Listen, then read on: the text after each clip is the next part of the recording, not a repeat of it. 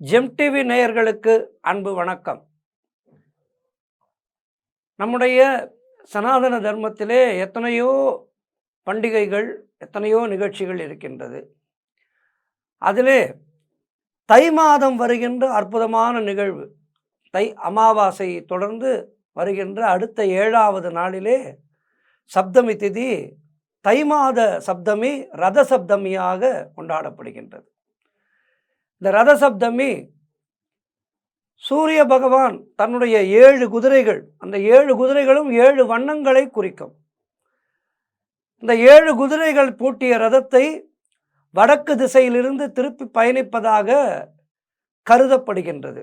மேலும் இந்த அற்புதமான நாள் சூரிய பகவானுடைய அவதார நாளாக, பிறந்த நாளாக கொண்டாடப்படுகின்றது. சூரியன் தன்னுடைய தட்சிணாயன பயணத்தை முடித்துக்கொண்டு, அதாவது தெற்கு நோக்கிய பயணத்தை முடித்துக்கொண்டு ரதசப்தமி அன்று வடக்கு நோக்கி உத்தராயணத்தை நோக்கி பயணப்படும் தினமே ரதசப்தமியாக கொண்டாடப்படுகின்றது. வசந்த காலத்தின் ஆரம்பமாகவும் அறுவடை காலத்தின் தொடக்கமாகவும் உள்ளது இந்த நிகழ்வு. விவசாயிகளுக்கெல்லாம் இந்த நாள் ஒரு அற்புதமான நாளாக அவர்கள் எல்லாம் கொண்டாடுகின்றார்கள். இது இந்தியா முழுவதும், பாரதம் முழுவதும் இருக்கின்ற அத்துணை விவசாயிகளுமே சூரிய கடவுளை வணங்கி தங்களுடைய வாழ்வும் தங்களுடைய விவசாயமும் சிறக்க வேண்டும் என்று அவர்கள் சூரிய பகவானை துதிக்கின்ற நாள் இந்த அற்புதமான நாள். சூரிய பகவானுடைய ரதம், இந்த சூரிய பகவானுடைய காயத்ரி என்பது மிகுந்த பக்தியோடு அனுதினமும் நாம் சொல்ல வேண்டிய காயத்ரி மந்திரமாகும். ஓம் அஸ்வத் பஜாய வித்மகே பாச அஸ்தாய தீமகி தன்னோ சூரிய பிரச்சோதயாத். ஓம் அஸ்வத் வஜாய வித்மகே பாச அஸ்தாய தீமகி தன்னோ சூரிய பிரச்சோதயாத். இந்த காயத்ரி மந்திரத்தை அனுதினமும் காலையிலே சூரியன் உதிக்கின்ற அந்த வேளையிலே நீராடிவிட்டு சூரிய பகவானை பார்த்து இந்த காயத்ரி மந்திரத்தை ஒரு 11 முறை சொன்னாலே நம்முடைய உடலானது நல்ல ஒரு எதிர்ப்பு சக்தியை, நோய் எதிர்ப்பு சக்தியை பெறும். அதிகாலை வேளையிலே அந்த சூரிய பகவானுடைய கிரணங்கள் நம் மீது படும்போது நம்முடைய உடலானது நல்ல ஒரு புத்துணர்ச்சி அடையும். ஆகவே இந்த காயத்ரி மந்திரத்தை அனுதினமும் சொல்லி நாம் எல்லோரும் பயன் பெற வேண்டும். இந்த ரதசப்தமி நன்னாளிலே இதை பற்றி நாம் பேசுகின்றோம். இதனை தொடர்ந்து செய்து சூரிய பகவான் கண்ணுக்கு தெரிந்த கடவுள். பஞ்சபூதங்களிலே பஞ்சபூதங்கள் தான் நமக்கு இறைவன். இந்த பஞ்சபூதங்களிலே சூரிய பகவான் கண்ணுக்கு தெரிந்த இறைவன். இந்த கண்ணுக்கு தெரிந்த சூரிய தேவனுடைய காயத்ரி மந்திரத்தை அனுதினமும் சொல்லி நாம் பயனடைய வேண்டும். ரிக்வேதத்திலே சூரிய பகவானுடைய மனைவி 2 குதிரைகள் பூட்டப்பட்ட தேரிலே அமர்ந்திருப்பதாக குறிப்புகள் உள்ளது. எனவே இந்த அடையாளமானது புராணங்களுக்கும் வேத வரலாறுகளுக்கும் பொதுவானதாகவே உள்ளது. சூரியனுடைய ரத அமைப்பு என்பது சூரிய தேவனுடைய அந்த ரதத்தினுடைய தேரோட்டியாக அருணன் இருக்கின்றார். சூரியனுடைய தேரில் உள்ள 7 குதிரைகள் 7 வண்ணங்களை கொண்ட வானவில்லை குறிப்பதாகும். மற்றும் 7 குதிரைகள் வாரத்தின் 7 நாட்களை குறிப்பதாகவும் கருதப்படுகின்றது. அதாவது சூரியனுக்கு உகந்த தினமான ஞாயிற்றுக்கிழமை முதல் சனிக்கிழமை வரையிலான 7 நாட்களை குறிக்கின்றது இந்த 7 குதிரைகள். மேலும் ரதத்திலே உள்ள 12 சக்கரங்கள் 12 ராசிகளை குறிக்கின்றன. சூரியனுடைய சொந்த வீடாக சிம்ம ராசி இருக்கின்றது. சூரியன் ஒவ்வொரு மாதத்திலும் ஒவ்வொரு ராசியிலே பயணித்து திரும்பி வருவதற்கு 1 வருடம் ஆகின்றது. ரதசப்தமி திருவிழா என்பது சூரிய கடவுளிலிருந்து ஆற்றலையும் ஒளியையும் நாம் பெறுகின்ற ஒரு அற்புதமான விழாவாகும். இந்த ரதசப்தமி அன்று வெயிலின் தாக்கம் படிப்படியாக உயர்வதை உணர முடியும். மேலும் இந்த நாள் வசந்த காலத்தினுடைய ஆரம்பமாக கருதப்படுகின்றது. அதை தொடர்ந்து வருகின்ற தெலுங்கு வருட பிறப்பான யுகாதி பண்டிகை மற்றும் சித்திரை தமிழ் வருட பிறப்பு போன்ற பண்டிகை நாட்களை மக்கள் எதிர்பார்க்கின்ற ஒரு அற்புதமான வசந்த காலத்தினுடைய ஆரம்ப நாள்தான் இந்த ரத சப்தமி. நம்முடைய சூரிய தேவன் சிலை கொனார்க் கோவில், சூரியன் கோவில் குஜராத்திலே அற்புதமாக அமைந்துள்ளது. சூரிய பகவானை திருக்கோவிலை தரிசிக்க வேண்டும் என்றால் கோனார்க் சென்றால் இந்த அற்புதமான திருக்கோவிலை நாம் தரிசிக்க முடியும். இந்தியாவிலேயே பரவலாக சூரிய கோவில்களிலே ரத சப்தமி விழா மிகவும் சிறப்பான முறையிலே கொண்டாடப்படுகின்றது. மிகவும் பிரபலமான உலக பாரம்பரிய களம் போற்றப்படும் கொனார்க் சூரிய கோவிலிலே இந்த விழாவானது மிக மிக சிறப்பாக கொண்டாடப்படுகின்றது. ஆகவே இந்த அற்புதமான நாளை, இந்த ரத சப்தமி நன்னாளிலே நாம் சூரிய பகவானை வணங்கி நம்முடைய உடல் ஆற்றல், நோயற்ற வாழ்வு, நோயற்ற வாழ்வே குறைவற்ற செல்வம் என்று சொல்வார்கள். ஒருவனுக்கு நோய் இல்லை என்றால் அவன் உலகிலேயே மிகப்பெரிய கோடீஸ்வரன். ஏனென்றால் இப்பொழுது எல்லோருமே சர்க்கரை வியாதி என்கின்றார்கள், கொழுப்பு என்கின்றார்கள், இன்னும் ஏதேதோ வியாதிகளை சொல்கின்றார்கள்.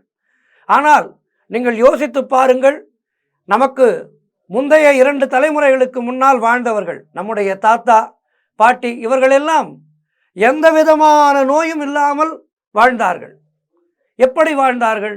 அவர்களுடைய வாழ்க்கை முறையானது அனுதினமும் காலையிலே சூரிய பகவானை வணங்கி சந்தியாவந்தனம் செய்து சூரிய பகவானை வணங்கி வாழ்கின்ற வாழ்முறையாக இருந்தது. ஆனால் அந்த வாழ்முறையிலிருந்து நாம் சற்று விலகிவிட்ட காரணத்தினாலே இன்றைக்கு பலருக்கும் பலவிதமான நோய்கள் நம்மை பீடித்து ஆட்டுகின்றன. ஆகவே நோயில்லாத வாழ்வு பெற வேண்டும் என்றால் சூரிய பகவானை அனுதினமும் வணங்கி பிரார்த்தனை செய்தாலே நமக்கு நோயற்ற வாழ்வு கிடைக்கும் என்பது உண்மை. பாரதமெங்கும் இந்த ரத சப்தமி விழா கொண்டாடப்படுகின்றது என்று சொன்னோம். திருமலையிலே ரத சப்தமி விழா மிக மிக சிறப்பாக நடைபெறும். திருமலை திருப்பதியிலே பிரம்மோற்சவம் நமக்கு தெரியும், புரட்டாசி மாதத்திலே மிக சிறப்பாக நடைபெறும் திருமலையிலே. அதே போல் இந்த ரத சப்தமி திருவிழா ஒரு நாள் பிரம்மோற்சவம் என்று நடைபெறும். ரத சப்தமி அன்று திருமலையிலே மலையப்ப சுவாமி ஸ்ரீதேவி பூதேவி தாயாரோடு 7 வாகனங்களிலே 4 மாட வீதிகளிலே பவனி வருவார். இந்த காட்சி காண கண்கொள்ளாத காட்சியாக இருக்கும்.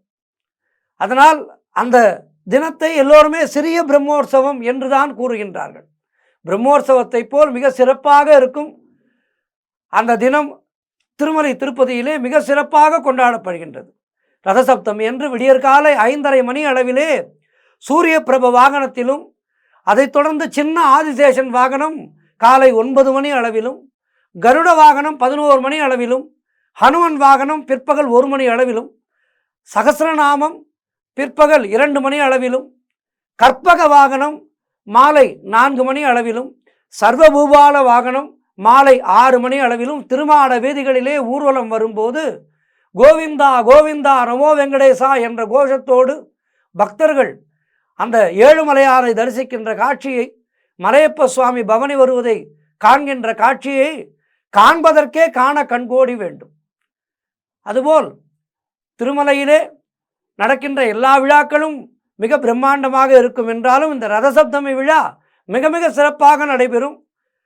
அவசியம் உங்களுக்கு நேரம் இருந்தால் சென்று இந்த திருமலை திருப்பதியிலே நடைபெறுகின்ற ரதசப்தமி விழாவை கண்டு கழித்து வாருங்கள். சூரிய பகவான் கண்ணுக்கு தெரிந்த கடவுள் என்று சொன்னேன் அல்லவா? இந்த கண்ணுக்கு தெரிந்த கடவுள் நம்மையெல்லாம் நம்முடைய ஆரோக்கியத்துக்கு துணையாக இருப்பவர். சூரியன் தெற்கு நோக்கிய தட்சிணாயன பயணத்தை முடித்துக்கொண்டு ரதசப்தமி என்று வடக்கு நோக்கி உத்தராயணம் திரும்புகின்றார் என்று சொன்னோம் அல்லவா? இந்த அற்புதமான காட்சியானது அங்கே மிக சிறப்பான முறையிலே கொண்டாடப்படுகின்றது. திருமலையிலே அனைவரும் கண்டு ரசித்து சூரிய பகவானுடைய அருளோடு ஸ்ரீமன் நாராயணனுடைய அருளையும் பெற வேண்டும். ரதசப்தமி இன்னொரு விதத்திலே மிக சிறப்பாக கொண்டாடப்படுகின்றது. அது என்னவென்றால் பீஷ்மருக்கு விரும்பிய நேரத்திலே விரும்பியபடி மரணம் நேரும் என்ற வரம் இருந்தது. ஆனால் அவர் விரும்பியது போல் மரணம் ஏற்படவில்லையே ஏன்? மனதுக்குள்ளே கேள்விகளை கேட்டுக்கொண்டிருந்தார் பீஷ்மர். அப்போது அங்கே வந்தார் வேதவியாச பகவான். வியாசரை கண்டதும் அவரிடம் பீஷ்மர், நான் என்ன பாவம் செய்தேன்? நான் விரும்பியபடி ஏன் இன்னும் என் உயிர் போகவில்லை என்று வருந்தினார். அதற்கு வியாசர் சொன்னார், பீஷ்மா, ஒருவர் தன் மனம் மொழி மெய்யால் இன்னொருவருக்கு தீமைகளை அநீதிகளை செய்வது மட்டுமல்ல, செய்பவர்களை தடுக்காமல் இருப்பதும் செயலற்றவன் போல் காட்சி தருவதும் கூட பாவம்தான். அதற்கான தண்டனையை அவர் அனுபவித்தே தீர வேண்டும் என்பது விதியாகும். அந்த வகையில்தான் இப்போது தண்டனையை நீங்கள் அனுபவித்துக் கொண்டிருக்கின்றீர்கள். உடல் அளவில் அவஸ்தைப்பட்டாலும் அதைவிட உங்களுடைய உள்ளம் படாத பாடுபடும். அந்த வேதனையே பெரும் தண்டனை தான் என்றார் வியாசர். பீஷ்மருக்கு வேதவியாசர் சொன்ன உண்மை புரிந்தது. துரியோதனனுடைய அவையிலே பாஞ்சாலியை துச்சாதனன் துகில் உரிந்த போது அந்த அவையில் இருந்த யாருமே அவளுக்கு உதவ முன்வரவில்லை. இது அநீதி என்று குரல் கொடுக்கவில்லை. அந்த அவையிலே பீஷ்மரும் இருந்தார். ஒரு மாபெரும் அநியாயம் நடந்தும் அதை தடுக்கக்கூடிய நிலையிலே அவர் இருந்தும் அதை தடுக்காமல் போனதன் காரணமாகத்தான் இப்போது அம்பு படுக்கையிலே உயிர் பிரியாமல் தவிப்பதை உணர்ந்தார் பீஷ்மர். தான் இதனால் தான் இப்படி கஷ்டப்படுகின்றோம் என்பதை பீஷ்மர் உணர்ந்தார். வேதனையிலே தவித்த பீஷ்மர் வியாசரிடம் கேட்டார், இதற்கு என்ன பிராயச்சித்தம் என்று. உடனே யார் ஒருவர் தான் செய்தது மகா பாவம் என்று உணர்ந்து வருந்துகிறார்களோ அப்போதே அந்த பாவம் அகன்றுவிடும் என்று வேதம் கூறுகின்றது. எனவே பீஷ்மா, நீ எப்போது உன்னுடைய பாவத்தை உணர்ந்தாயோ அப்போதே அது உன்னிடமிருந்து அகன்று விட்டது. இருந்தாலும் திரௌபதி, கண்ணா, என்னை காப்பாற்ற மாட்டாயா என்று துரியோதனன் அவையிலே கதறிய போது கேட்கும் திறன் இருந்தும் அதை நீ கேளாமல் இருந்த உன்னுடைய செவிகள், கூர்மையான பார்வை இருந்தும் பார்த்தும் பாராதது போல் இருந்த உன்னுடைய கண்கள், நீ சொன்னால் அனைவரும் கேட்பார்கள் என்ற நிலையிலேயும் தட்டி கேட்காத உன்னுடைய வாய், உன்னிடம் இருந்த அளப்பரிய தோள் வலிமையை சரியான நேரத்திலே உபயோகிக்காமல் இருந்த உன்னுடைய வலுவான தோள்கள், வாளை எடுத்து எச்சரிக்கை விடாத உன் உறுதியான இரு கைகள், ஆரோக்கியமுடன் அமர்ந்திருந்த போது இருக்கையிலிருந்து எழாமல் இருந்த உன் இரு கால்கள், நல்லது எது கெட்டது எது என்று யோசிக்காத உன் புத்தி இருக்கும் இடமான உன் தலை ஆகியவற்றுக்கும் தண்டனை கிடைத்தே தீர வேண்டும் என்பது விதி. பாருங்கள், பீஷ்மர் எந்தவிதமான தவறும் செய்யவில்லை. ஆனால் ஒரு பெண் அங்கே தவித்த போது அவளுக்காக பரிந்து பேசவில்லை. அதன் காரணமாகவே அவர் இப்படிப்பட்ட துன்பத்தை அனுபவித்தார் என்றபோது, எந்த ஒரு பெண்ணுக்கும் மனதாலும் உடலாலும் ஒரு ஆண்மகன் தீங்கு செய்தால் அவன் தன்னுடைய வாழ்நாளிலேயே அதற்கான பாவத்தை அனுபவிப்பான், அதற்கான தண்டனையை அனுபவிப்பான். ஏனென்றால் பெண் குலத்துக்கு செய்யும் பாவம் என்பது மகா பாவம் ஆகும்.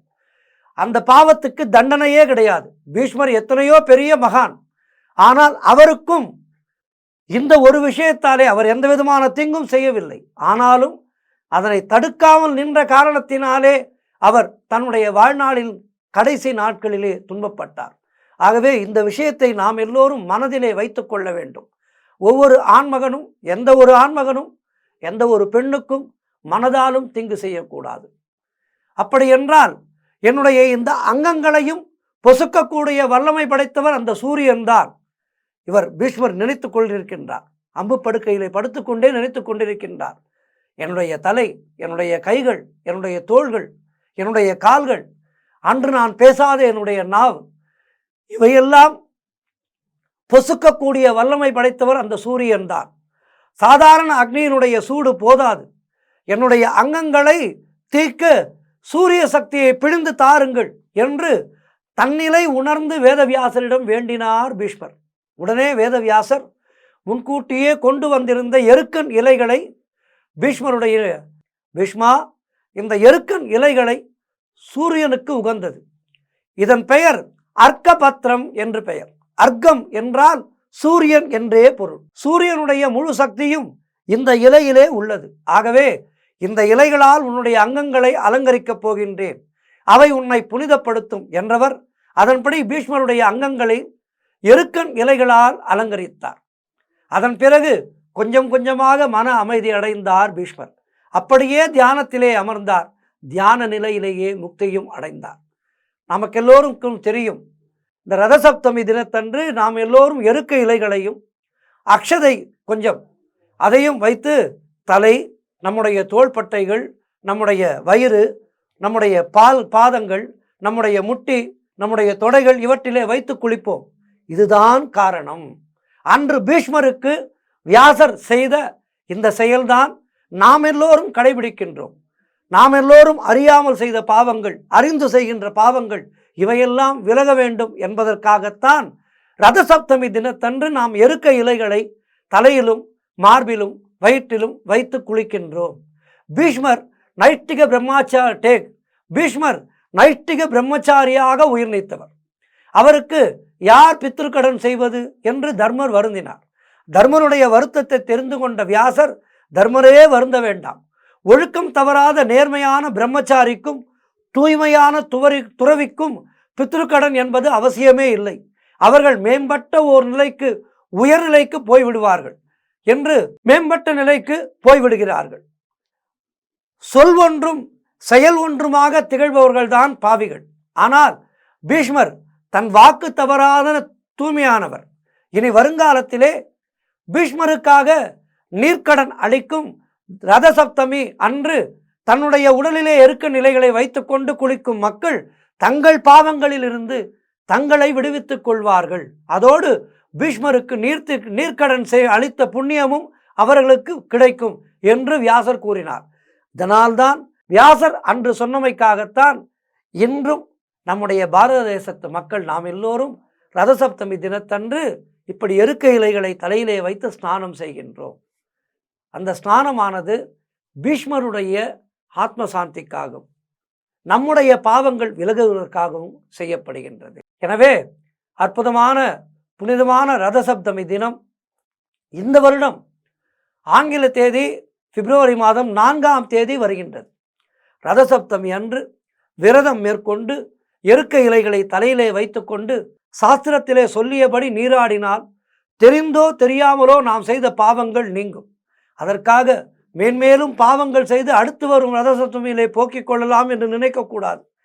எவ்வித பாவங்களையும் அன்றோடு கழித்து கொண்டு இனி பாவம் செய்யாமல் வாழ்வோம். மனதாலும் பிறருக்கு தீங்கு செய்யாமல் வாழ்வோம். குறிப்பாக பெண்களுக்கு மரியாதை தந்து வாழ்வோம்.